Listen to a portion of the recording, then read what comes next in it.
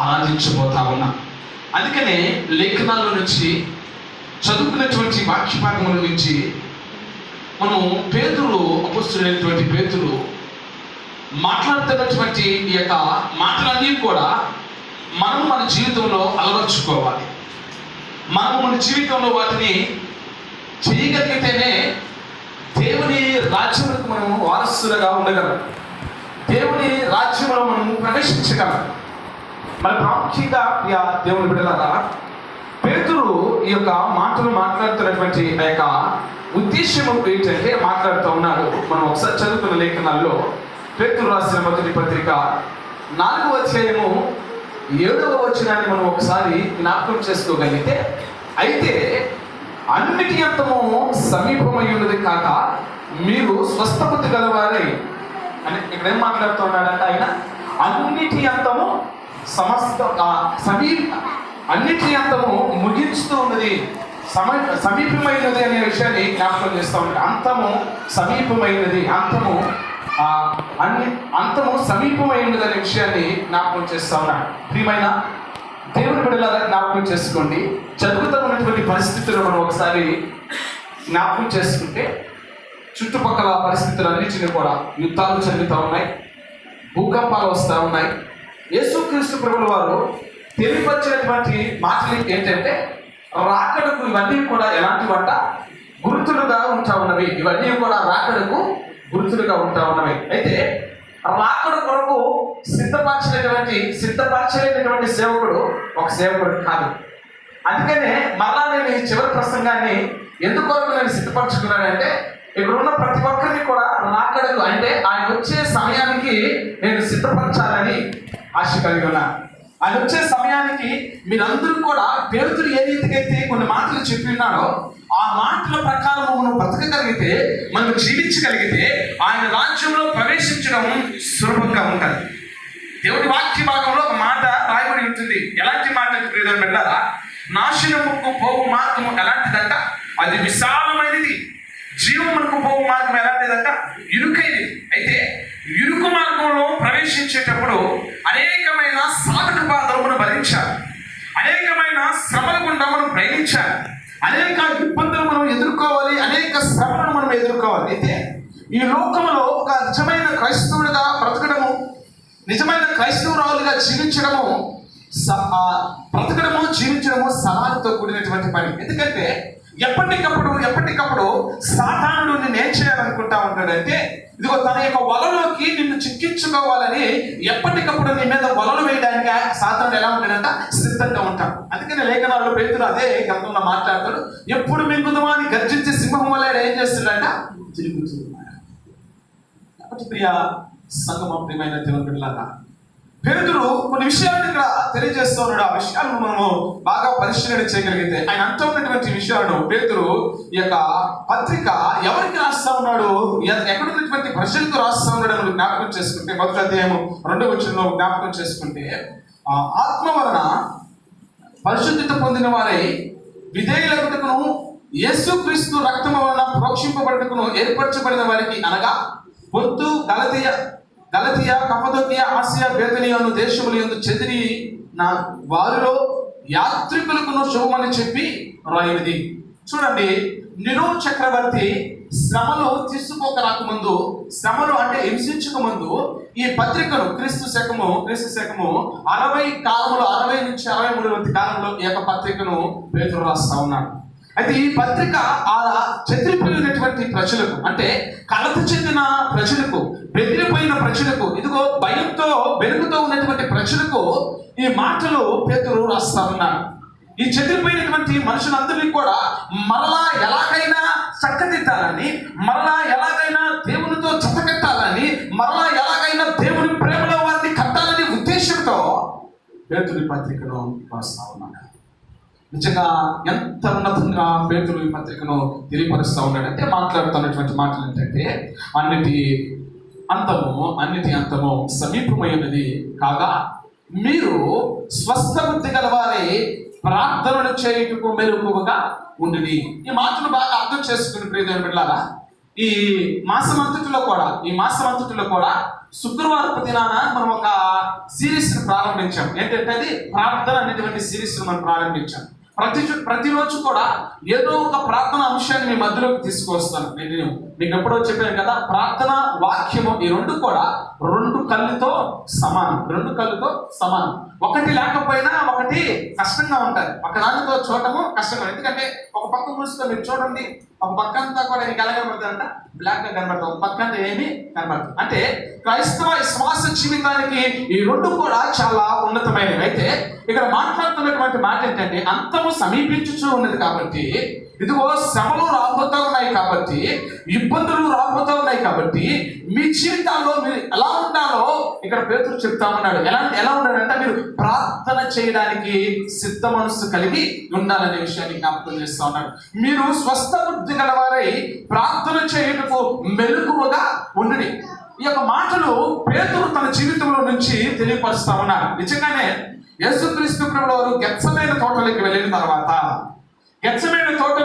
తర్వాత శిష్య యొక్క బృందాంతో మాట్లాడుతున్నటువంటి మాట ఏంటంటే, మీరు నా కొరకు ఏం చేయమనంటే మెలకువ కలిగి ప్రార్థించండి అని చెప్పి ఆయన ఒక ప్రత్యేకమైన స్థలాన్ని ఏర్పరచుకొని ఆ ప్రత్యేకమైన స్థలంలోకి ప్రార్థన చేసి మరలా తిరిగి వచ్చే సమయానికి మీరందరూ కూడా ఎలా ఉన్నారంట, నిద్రపోతా ఉన్నారు. ప్రార్థించే స్వభావం లేకుండా అలసిపోయిన స్థితిలో ఉన్నారు.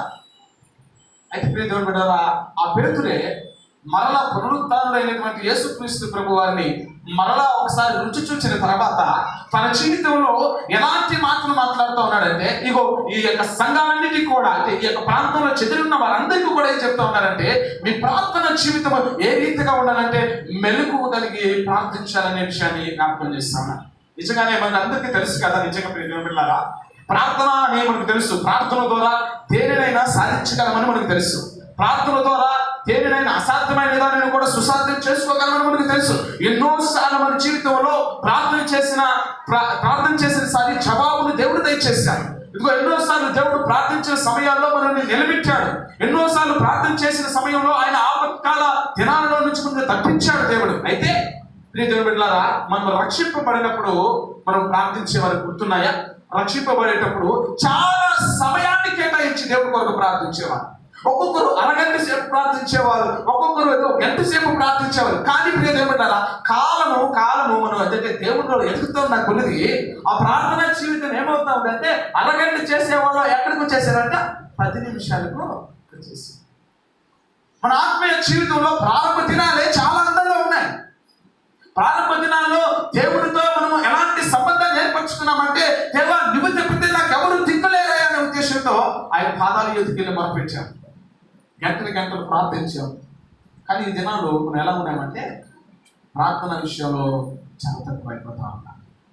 నిజంగా నేను చిన్నతనంలో మా గ్రామంలో తిరుగుతూ ఉన్నప్పుడు, మా గ్రామంలో ఉదయకాలం లేసి 6 గంటలప్పుడు 5 గంటలప్పుడు తిరుగుతూ ఉన్నప్పుడు, ఒకవేళ లేచి అలా బయటకు వెళ్ళినప్పుడు మా గ్రామంలో నుంచి కొన్ని పాటలు వినబడేవి. ప్రార్థన అంటే వారి కుటుంబ జీవితాల్లో కుటుంబ ప్రార్థనను వారు చేసుకునేవారు. కానీ ఈరోజు వినబడట్లేదండి. అంటే బయటికి వెళ్తే ఒకటి కూడా వినబడట్లేదు. ఎందుకంటే నిజంగా వీళ్ళు ఏమైపోయారంట, క్రైస్తవత్వంలో ఏమైపోయారంట, స్థిరమైన వారుగా అయిపోయారు అనుకుంటున్నారు. నిజంగా ప్రియదేవుని బిడ్డలారా, ప్రార్థన అనేది మన జీవితంలో లేకపోతే మనం ఏమి సాధించలేము. మా తల్లి గారు చెప్తూ చిన్న సాక్ష్యంలో, ఉపవాస ప్రార్థన ద్వారా మేము మాకు ఇచ్చిన కుమారుని మేము సంపాదించుకున్నాం.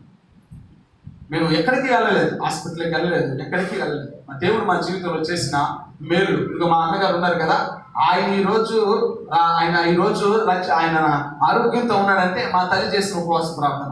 ఈరోజు మా కుమారుడు అంటే మేము చేసిన ఉపవాస ప్రార్థన. అయితే ఈ ప్రార్థన ద్వారా ఎన్నో కార్యాలు జరుగుతాయని మనకు తెలుసు. అయితే ప్రార్థనను మనం ఎందుకు వెనకేస్తున్నాం? ప్రార్థనను ఎందుకు మనం పెడచోని పెడతా ఉన్నాం? మన వ్యక్తిగత ప్రార్థన ఇంతకుముందు దేవుడితో మనకున్న సంబంధము చాలా గొప్పగా ఉండేది. ఎవరు పిలిచినా పలికేవారు కాదు. ఇది నాకు ప్రార్థన సమయం అని కేటాయించుకునేవారు. కానీ ఈ దినాన్ని ప్రియదేవుని బిడ్డలారా, ఆ ప్రార్థన అంతా పక్కన పెట్టి బయట ఎవరో వచ్చి పిలిస్తే నాటకం మాట్లాడుతున్నారు. ఏమైనా దేవుని బిడ్డలారా, జ్ఞాపకం చేసుకోండి, పేతురు అన్నిటికీ అంతము సమీపమైనది కాబట్టి మీరు ఎలా ఉండమని చెప్తా ఉన్నాడంటే, ప్రార్థన పరులై ఉండండి, మెలకు కలిగి ప్రార్థన చేసేవారుగా ఉండండి అనే విషయాన్ని జ్ఞాపకం చేస్తున్నాను. ప్రాముఖ్యంగా సంఘంలో ఉన్న మనం అందరం కూడా ఆయన రాజ్యంలో ప్రవేశించాలంటే మొదటిగా మనకు ఎలాంటి సంబంధం ఉండాలంటే ఆయనతో సంబంధం మనకు ఉండాలి. ఆయన యొక్క మనం మొరపెట్టే పరంగా ఉండాలి. ఆయనతో సంబంధం ఉంటేనే ఆయన మార్గాలన్నింటినీ కూడా తెరుస్తారు. విరుపు మార్గంలో కూడా విశాలతను కలిగి చేయగలిగిన గొప్ప దేవుడు మన దేవుడు. అయితే ఆయనకు మొరపెట్టే స్థితిలోకి మనం రావాలి. అందుకని కీర్తన గ్రంథం ఆపత్కాలంలో ఆయన ఎలాంటి నమ్మదగిన సహాయకుడు అనే మాటను మనం చదువుకున్నాం. ప్రియమైన సంగమ, ప్రియమైన దేవుడి బిడ్డలారా, జ్ఞాపకం చేసుకోండి. ఒకసారి మనము లేఖనాలు జ్ఞాపకం చేసుకుంటే లోకసువార్త 21వ అధ్యాయము 36వ వచనాన్ని ఒకసారి మనం జ్ఞాపకం చేసుకుందాం. లోకసువార్త 21వ అధ్యాయము 36వ వచనాన్ని మనం జ్ఞాపకం చేసుకుందాం. కాబట్టి తప్పించుకొని మనిషి కుమారుని ఎదుట నిలువబడుటకు శక్తి కలవారగుటకు ఎల్లప్పుడూ ప్రార్థన చేయొచ్చు మెలకుగా ఉండడని చెప్పుచున్నాను. చూడండి ప్రియమైన బిడ్డలారా, ఎవరి ఎదుట నిలబడడానికి అంటే అది మనిషి కుమారుని ఎదుట నిలబడడానికి ఏం చేయాలంటే మనము ప్రార్థన చేయాలి. శక్తి కలవారు. మన 2 విషయాలు చెప్తా ఉన్నాడు 21-36 వచనంలో. ఆయన ఎదుట నిలబడుటకు శక్తి కలవారు అగుటకు. ఈ మాటను జ్ఞాపకం చేసుకోండి. మన జీవితంలో మనము ఎప్పుడు ధైర్యంగా ఉండగలమంటే దేవుడితో మనకున్న సంబంధాన్ని బట్టి మనం ధైర్యంగా ఉండగలం. దేవుడితో ఉన్న సంబంధాన్ని బట్టే మనము అన్నిటిని పోరాడగలం. మనం ఊరుకొని నిలబడి చూస్తే చాలు, దేవుడు కార్యాలు చేసుకుంటూ వెళ్ళిపోతాయి. ఒకసారి మీరు దావీదు యొక్క జీవితంలోకి మీరు రాగలిగితే ఫిలిష్తీయుడైనటువంటి గొలియాతు రోజు వచ్చి సవాలు విసురుతా ఉన్నాడు. ఈ రీతిగా 40 దినాలు సవాలు విసిరితే ఏ ఒక్కరు కూడా యుద్ధం చేయడానికి ఆయన ముందుకు వెళ్ళలేదండి. ఎవరు కూడా యుద్ధం చేయడానికి ఆయన ముందుకు వెళ్ళలేదు. కానీ దావీదు ఆ సవాలు విసురుతుంటే జీవము కలిగిన దేవుని ప్రజల మీద వీడు సవాలు విసరడానికి వీడు ఎట్టవాడు, వీడు ఎలాంటి వాడని ఏం చేస్తాడంట, వాడితో నేను యుద్ధం చేస్తాను. చూడండి, అంత గొప్ప వ్యక్తితో యుద్ధం చేయడానికి కారణం ఏంటో తెలుసా అండి? సౌలు మాట్లాడుతూ ఒక విషయం చెప్తాడు. ఇదిగో నా యొక్క శిరస్త్రాను వస్త్రములన్నిటిని తీసుకొని, నా ఆయుధం తీసుకొని యుద్ధం చేయడానికి బయలుదేరు అని చెప్తే ఆయన అంటాడు, ఇవేమీ నాకు వాడుకోలేదు, ఇవేమీ నాకు అవసరం లేదు. కానీ ఆయనకు వాడుకున్నది ఏంటంటే దేవుని యొక్క మొరపెట్టడం, దేవుని యొక్క ప్రార్థించడం. బిడ్డలారా, దేవుని యొక్క ప్రార్థించాడు కాబట్టి సింహాన్ని జయించాడు ఆయన. దేవుని ఎదురు ప్రార్థించాడు కాబట్టి ఎలుగుబంటిని జయించాడు ఆయన. దేవుని ఎదురు ప్రార్థించాడు కాబట్టి గొలియాతును కూడా జయించాడు ఆయన. నేను నా జీవితంలో ప్రియమైన బిడ్డలారా, దేనైనా జయించాలంటే ప్రాముఖ్యంగా నేను నా జీవితంలో ఉండాల్సింది ప్రార్థన. ఒకవేళ నీ జీవితంలో ఏదైనా ప్రార్థన విషయంలో ఒకవేళ తేలిపోయి ఉంటే ఈ దినం అన్నిటి అంతము సమీపం అవుతుంది. కాబట్టి ప్రార్థన మరలా ప్రారంభించడానికి ప్రయత్నించే, పడిపోయిన బలిపీఠాన్ని మరలా తిరిగి కట్టడానికి ప్రయత్నించే, ప్రార్థన అనే బలిపీఠమును మరలా తిరిగి కట్టి జీవం కలిగిన దేవుణ్ణి ఆరాధించడానికి మరలా ప్రయత్నించాలని ఇది నా సంఘానికి తెలియజేస్తా ఉన్నాను. దేవుని బిడ్డలారా, ఎవరున్నా లేకపోయినా, నేనున్నా లేకపోయినా, మన తల్లిదండ్రులున్నా లేకపోయినా, నీకు ప్రార్థన చేసే అలవాటు ఉంటే, దేవుని యొక్క మొరపెట్టే అలవాటు నీలో ఉంటే, దేవుడు నీ జీవితంలో అద్భుతాలు చేసి నేను ఉన్నతమైన స్థితికి తీసుకొస్తాను. ఆమేన్. ప్రియమైన దేవుని బిడ్డలారా, జ్ఞాపకం